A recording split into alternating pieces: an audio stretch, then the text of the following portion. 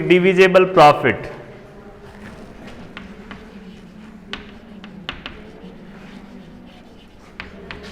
विभाज्य लाभ।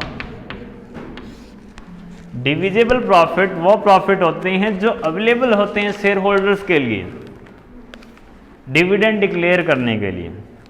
या तो हम ये इंटायरली पूरा का पूरा 100% अमाउंट डिविडेंड के रूप में डिक्लेयर कर सकते हैं, या हम क्या कर सकते हैं इसमें से कुछ रिजर्व के रूप में सेविंग कर सकते हैं। एक तरीके से कहें तो फ्यूचर की अनसर्टेनिटी के लिए, अपने फ्यूचर को सेफ रखने के लिए हम रिजर्व के रूप में इसका कुछ परसेंट हम रिजर्व में डाल सकते हैं और कुछ डिविडेंड के रूप में डिक्लेयर कर सकते हैं। तो ऐसा हो सकता है।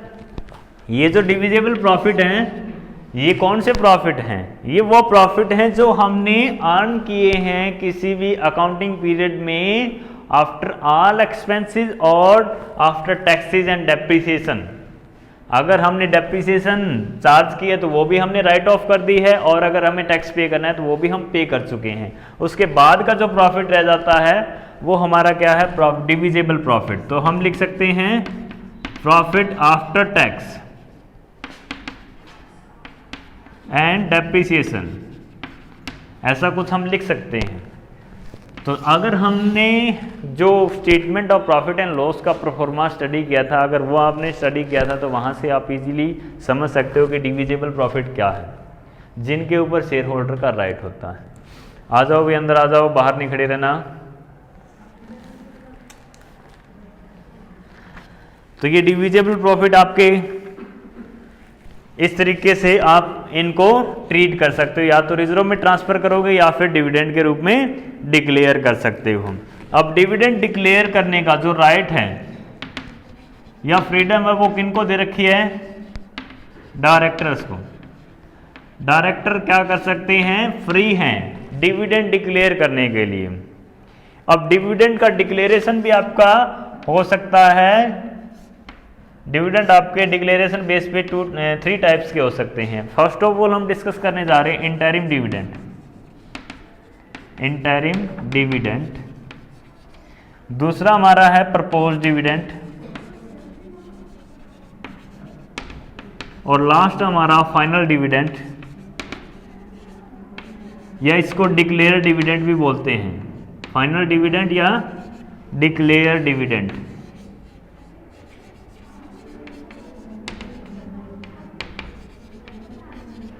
कैसे? राइट्स किनको दिया गया? डायरेक्टर्स को, कि डिविडेंड वो डिक्लेयर करेंगे। इंटरिम डिविडेंड, अगर हम प्रॉफिट जाने बिना ही कि हमारे करंट ईयर का प्रॉफिट कितना है, मिड अगर ईयर में ही हम डिक्लेयर कर देते हैं कि हम शेयर होल्डर को 7% की रेट से डिविडेंड देंगे। डिविडेंड आप समझते हो, प्रॉफिट का वो पार्ट है जो शेयर होल्डर को दिया जाता है उनकी शेयर कैपिटल के ऊपर रिटर्न के रूप में, वो पार्ट हमारा डिविडेंड कहलाता है। तो इंटरिम डिविडेंड कौन सा है? जो आपने बिना प्रॉफिट जाने डिक्लेयर कर दिया। अब डिविडेंड डिक्लेयर करने के लिए कंपल्सन क्या है कि ये दिया जाएगा out of profit. Company act में ये कहा गया है कि आप डिविडेंड डिक्लेयर कर सकते हो केवल और केवल आउट ऑफ प्रॉफिट। आप कैपिटल में से डिविडेंड पे आउट नहीं कर सकते। अगर ऐसा होता है तो उसके लिए डायरेक्टर जिम्मेदार है, डायरेक्टर फुलफिल करेगा। अगर ऐसा हो जाता है तो उसके कारण जो भी कैपिटल हमारी यूज होती है डिविडेंड के लिए वो फुलफिल कौन करेगा? डायरेक्टर। तो यहाँ पर ये बिना ये जानने कि कंपनी कितना प्रॉफिट कमाने वाली है इस साल, अगर वो डिविडेंड डिक्लेयर कर देते हैं तो वो कहलाता है हमारा इंटरिम डिविडेंड। और ये डिविडेंड आउट ऑफ प्रॉफिट जाता है फिर तो ठीक है, नहीं तो इसके लिए रिस्पॉन्सिबल डायरेक्टर है हमारे। ठीक है। नेक्स्ट है हमारा प्रपोज डिविडेंड। जब डायरेक्टर को पता चल गया कि आपका प्रॉफिट क्या है, उसके बाद राइट्स किसको है? डायरेक्टर को, कि ये डिसाइड करेंगे रेट क्या होगी डिविडेंड की। अब इन्होंने जो डिविडेंड प्रपोज किया, इट मीन्स वो ये कहते हैं कि हम इस रेट से डिविडेंड आपको देना चाहते हैं। जो प्रस्ताव इन्होंने रखा वो हमारा प्रपोज डिविडेंड। जब ये प्रपोजल, जैसे इन्होंने प्रपोजल दिया 8% की रेट से डिविडेंड डिक्लेयर करने का, जब ये प्रपोजल एक्सेप्ट कर लिया जाता है एनुअल जनरल मीटिंग में, कंपनी की एनुअल जनरल मीटिंग जो शेयर होल्डर की होती है, अगर उसमें उसे एक्सेप्ट कर लिया जाता है शेयर होल्डर के द्वारा, तो ये हमारा बन जाता है फाइनल डिविडेंड या डिक्लेयर डिविडेंड। आ गया समझ में? तीनों टाइप्स के डिविडेंड आगे समझे। इंटरिम डिविडेंड वो डिविडेंड है जो प्रॉफिट एसर्टेन करने से पहले ही डायरेक्टर के द्वारा डिक्लेयर कर दिया जाता है। प्रपोज डिविडेंड वो डिविडेंड है जो डायरेक्टर ने डिक्लेयर कर दिया है लेकिन अभी तक एनुअल जनरल मीटिंग में उसे शेयर होल्डर के द्वारा एक्सेप्टेंस नहीं मिली है। और फाइनल डिविडेंड प्रपोज डिविडेंड ये हमारा फाइनल डिविडेंड बन जाता है अगर एनुअल जनरल मीटिंग में शेयर होल्डर उसे एक्सेप्टेंस दे देंगे।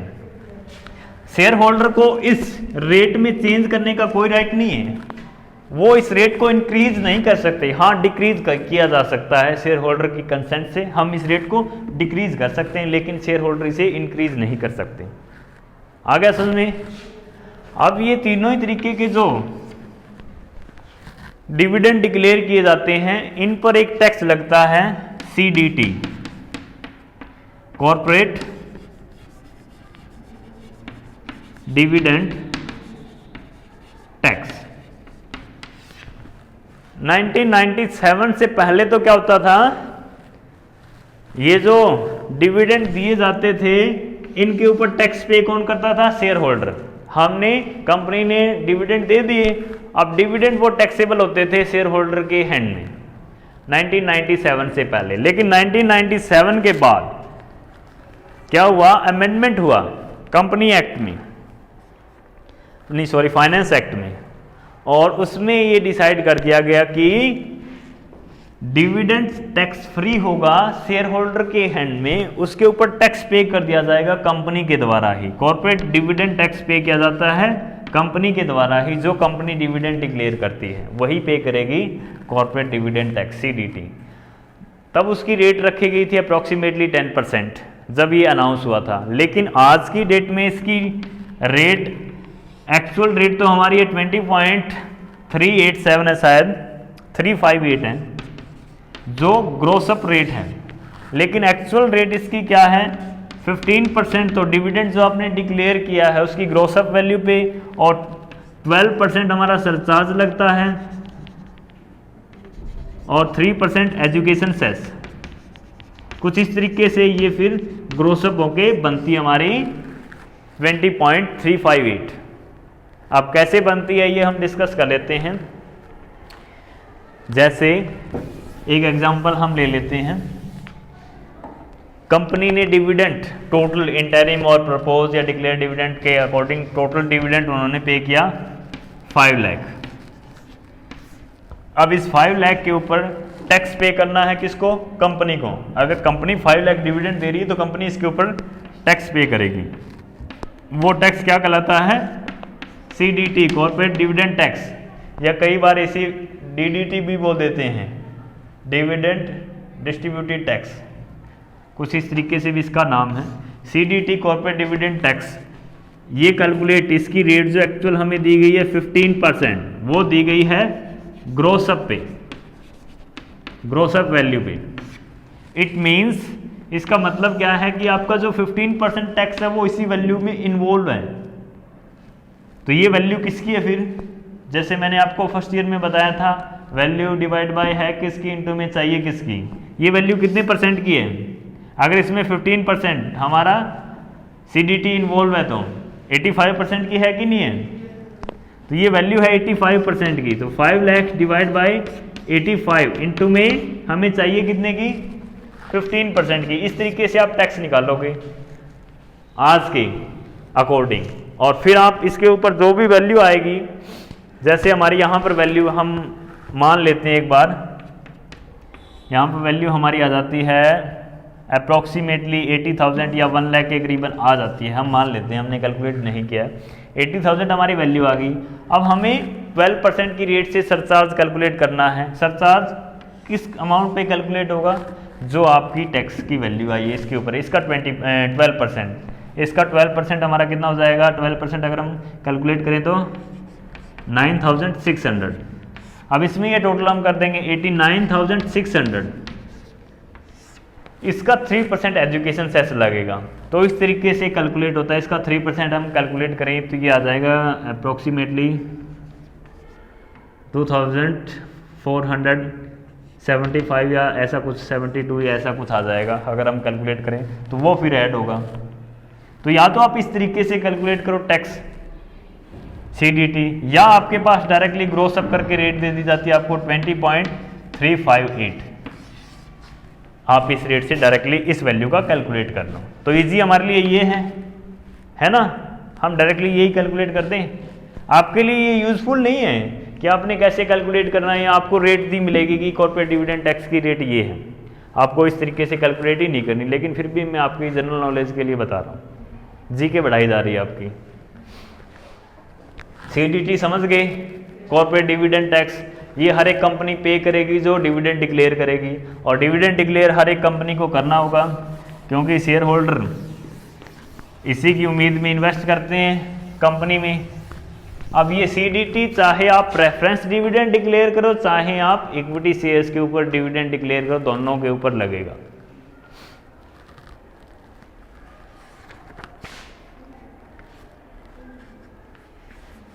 नेक्स्ट हमारा टॉपिक है सरप्लस अकाउंट। सरप्लस अकाउंट ये हमें शो करना होता है नोट्स टू अकाउंट्स में। एक हमने डिस्कस किया था नोट्स टू अकाउंट कि हमें प्रिपेयर करना है, चाहे हम बनाएं बैलेंस शीट, चाहे हम बनाएं statement of profit and loss, हमें दोनों ही केस में ये प्रिपेयर करना होगा। तो एक हेड हम दिखाते हैं बैलेंस शीट की, इक्विटी एंड लायबिलिटी साइड दिखाते हैं कि नहीं दिखाते, रिजर्व एंड सरप्लस।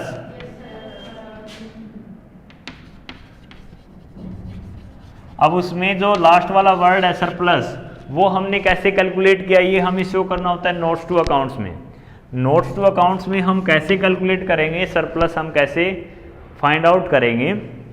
सबसे पहले अगर आपके पास लास्ट ईयर का कोई सरप्लस का बैलेंस है, लास्ट ईयर सरप्लस बैलेंस, तो वो आप लोगे। जैसे पिछली साल का सरप्लस के अकाउंट में हमारे पास बैलेंस 1 लाख है, तो वो आपने ले लिया, ठीक है। उसके बाद आप क्या करोगे, इसमें ऐड करोगे करंट ईयर। वैसे इसमें एक दो चीज़ें और भी दी गई हैं, पहले हम करंट ईयर का सरप्लस ही ऐड कर देते हैं। Current year surplus, current year surplus कौन सा, जो आपने करंट ईयर में प्रॉफिट आफ्टर टैक्स, जो डिविजिबल प्रॉफिट है आपका, वही आपका क्या है, करंट ईयर का क्या है, सरप्लस है। वो आप यहाँ पर ऐड कर दोगे इसमें। अब इसमें एक दो चीज़ें आपको और बताई गई हैं जो बुक में बताई गई, लेकिन एक्चुअल में आपके क्वेश्चन में नहीं आएंगी। जैसे कि ट्रांसफर फ्रॉम रिजर्व, अगर हम किसी रिजर्व को सरप्लस में ट्रांसफर कर देते हैं, जैसे वो यूजफुल नहीं है हमारे लिए, तो हमने एक रिजर्व पहले क्रिएट किया था, वो लायबिलिटी हमारी कंप्लीट हो चुकी, फिर भी उसके बाद भी अगर कुछ बैलेंस रह जाता है तो हम फिर से सरप्लस में ट्रांसफर कर रहे हैं। तो अगर वो ट्रांसफर होके कुछ आता है, उसका कुछ बैलेंस, तो हम ऐड कर लेंगे, इसमें कर लेंगे कि नहीं कर लेंगे। जैसे एक बार हमने सरप्लस से क्या बनाया था, सरप्लस से सरप्लस अकाउंट डेबिट करते हैं हम टू डिविडेंड इक्वलाइजेशन फंड, अगर हम बना लेते हैं, जैसे हमने बनाया 50,000 का, और इसमें से 30,000 हमारे यूज हो गए, हमने यूज कर दिया, बैलेंस इसमें कितना है, 20,000 बैलेंस है। अब ये 20,000 बैलेंस वापस अगर सरप्लस में जाएगा तो ऐड ही होगा। तो अगर ऐसा कोई सरप्लस से ट्रांसफर होकर के आ जाता है रिजर्व से सरप्लस में, तो वो हम ऐड कर देंगे। तो वही चीज आपको बताएगी, ये transfer from reserve, add transfer from reserve, reserve से जो भी ट्रांसफर हो आता है वो हम ऐड कर लेंगे। उसके बाद एक और चीज़ आपको बताई गई है कि लास्ट ईयर की अगर आपकी कुछ सेविंग हुई है, जैसे डेप्रिसिएशन से रिगार्डिंग आपकी कुछ सेविंग हुई है, प्रोविजन फॉर टैक्सेशन से रिगार्डिंग आपकी कुछ सेविंग हुई है प्रीवियस ईयर में, जैसे आपने प्रीवियस ईयर में 9,000 का प्रोविजन क्रिएट कर लिया था, आपका टैक्स पे हुआ 8,000 का, उस केस में 1,000 आपकी सेविंग है कि नहीं। आपने एक्चुअल में 8,000 पे किया, टोटल आपका 9,000 का प्रोविजन था, अब 1,000 वापस से फिर में इसमें आके ऐड हो जाएगा। अब इसमें से लेस हमें क्या करना है, पहला लेस आपका इसमें होगा transfer to reserve, transfer to reserve. जैसे पहले आपने स्टडी किया होगा कि कंपलसरी होता था रिजर्व में ट्रांसफर करना प्रॉफिट का एक सर्टेन पार्ट, आपने पहले स्टडी किया होगा ऐसा कुछ, लेकिन अब कंपनी एक्ट में ऐसा कुछ नहीं है।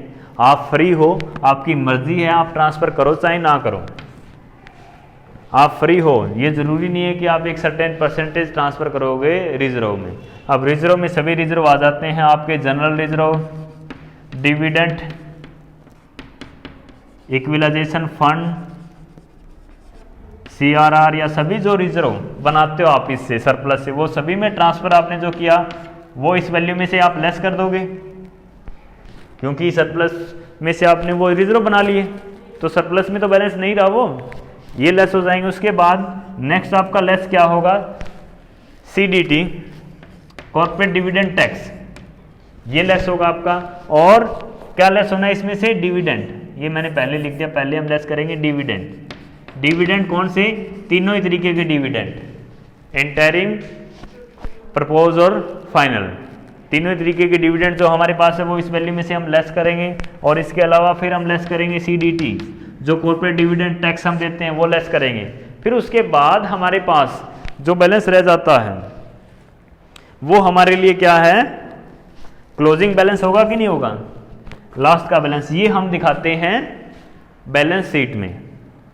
रिजर्व एंड सरप्लस में रिजर्व हम अलग से दिखाएंगे, रिजर्व जो हमारे यहाँ पर रिजर्व बने प्लस सरप्लस का बैलेंस ऐड करते हैं हम इसमें, तो टोटल करके बैलेंस शीट में हम शो करते हैं सरप्लस के अकाउंट को। तो ये सरप्लस आपको नोट्स टू अकाउंट्स में बनाना है। ये कैसे बनाएंगे हम, ये जब हम क्वेश्चन सोल्व करेंगे प्रैक्टिकल, तब आप और अच्छे से समझ जाओगे।